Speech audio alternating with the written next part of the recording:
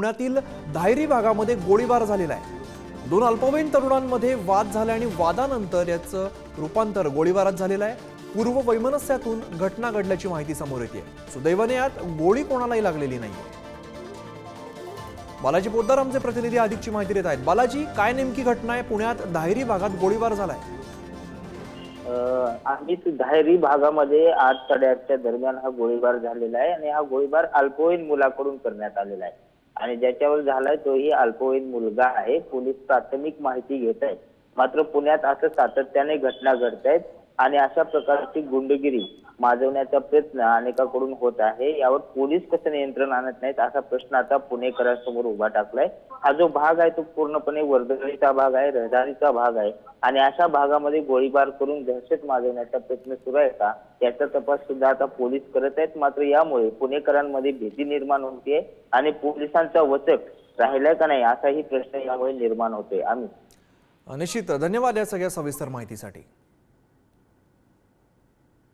जमिनीचा ताबा घेण्यासाठी निवृत्त पोलीस अधिकाऱ्याने गोळीबार केलेला आहे।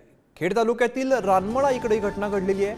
भावकीतील जमिनीच्या ताब्यासाठी हवेमध्ये गोळीबार करण्यात आलेला आहे। या प्रकरणी निवृत्त पोलीस अधिकारी अनिल शिंदे यांच्यासह दोघांवरती पिस्टलचा वापर करून दहशत निर्माण केल्याप्रकरणी राजगुरुनगर पोलिसांमध्ये गुन्हा दाखल करण्यात आलेला आहे। फायरिंग करणारा निवृत्त अधिकारी मात्र अद्याप अटक करण्यात आलेली नाहीये।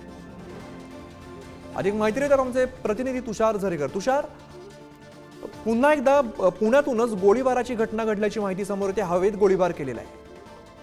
नक्कीच आम्ही एकंदरीत जर पाहिलं तर धायरी नंतर आता पुण्यातील राजगुरुनगर परिसरातही दुसरा गोळीबार झाल्याचं एकंदरीत चित्र आपल्याला पाहायला मिळते। भावकीतील जिल्ह्याचा वाद पुढे आल्याचं एकंदरीत दिसून येते। यामध्ये जर आपण पाहिलं तर जमिनीचा ताबा घेण्यासाठी खरं तर धन्यवाद तुषार या सगळ्या माहितीसाठी। जमिनीचा ताबा घेण्यासाठी निवृत्त पोलीस अधिकाऱ्याने हवेमध्ये गोळीबार केलेला आहे। खेड तालुक्यामध्ये रानमळा इकडे ही घटना घडलेली आहे। भावकीतील जमिनीच्या ताब्यासाठी हवेमध्ये गोळीबार करण्यात आलेला आहे।